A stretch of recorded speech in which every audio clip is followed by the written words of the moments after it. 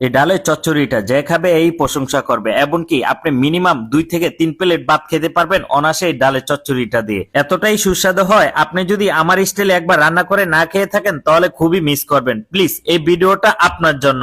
আপনি এই রেসিপিটা ফলো করে বাসায় একদম ইজিলি এই রেসিপিটা তৈরি করতে পারেন। আমার এখানে 1 কেজির মতো মসুর ডাল আছে, আপনারা চাইলে কম বেশিও নিতে পারেন, হাফ কেজিও নিতে পারেন, 250 নিতে পারেন, অথবা তার থেকেও কমও নিতে পারেন। আপনাদের পরিমাণ অনুযায়ী আপনারা ডালগুলো নিয়ে নিবেন। তারপরে ডালের জন্য কিছু পেঁয়াজ এখানে একদম কুচি কুচি করে কেটে নিলাম। তারপরে কাঁচামরিচটা কেটে নিব। কাঁচামরিচটা আপনাদের স্পাইসি অনুযায়ী আপনারা দিতে পারেন। আপনারা চাইলে একটু বেশিও দিতে পারেন, কমও দিতে পারেন, কারণ ডালে একটু কাঁচামরিচটা দিলে খেতে বেশ ভালো লাগে। আমরা রেস্টুরেন্টে সবসময় কাঁচামরিচ, হালকা একটু টমেটো দিয়ে থাকি। তো এখন টমেটোটা কেটে নিচ্ছি। টমেটোটা একদম পাতলা পাতলা করে কেটে নিবেন। দেখেন আমি কিভাবে করে কেটে নিচ্ছি, এভাবে করে আপনারা কেটে নিবেন। এমনকি ছুরি ধরারও কিন্তু একটা টেকনিক আছে, আপনি যদি ছুরি ধরে অনেক স্পিডে কাটতে চান তাও কেটে নিতে পারেন। আমার মতো করে সবসময় ছুরিটা ধরার চেষ্টা করবেন, তাহলে কখনোই আর হাত কাটবে না। এখন আমি আলু দিয়ে দিব। আমার ডালের যে চচ্চড়িটা তৈরি করব এই চচ্চড়ির জন্য আলুটা একদম পাতলা পাতলা করে কেটে নিচ্ছি। আলুটা একদম চিরি চিরি করে আপনারা কেটে নিবেন। তারপরে মসুর ডালটা একটা কড়াইয়ের ভিতরে আমি নিয়ে নিলাম। মসুর ডালটা কিন্তু আমি ধুয়ে কিছুক্ষণের জন্য ভিজিয়ে রেখেছিলাম। এখন একটা কড়াইয়ের ভিতরে নিয়ে নিলাম। তারপরে এখানে আলু কুচি দিয়ে দিলাম। তারপরে দিয়ে দিব এখানে পেঁয়াজ, টমেটো আর কাঁচামরিচ যেগুলো আমি কেটেছিলাম, এগুলোই সবগুলো এখানে দিয়ে দিলাম। এখন দিয়ে দিলাম 1 টেবিল চামচের মতো আদা রসুন পেস্ট।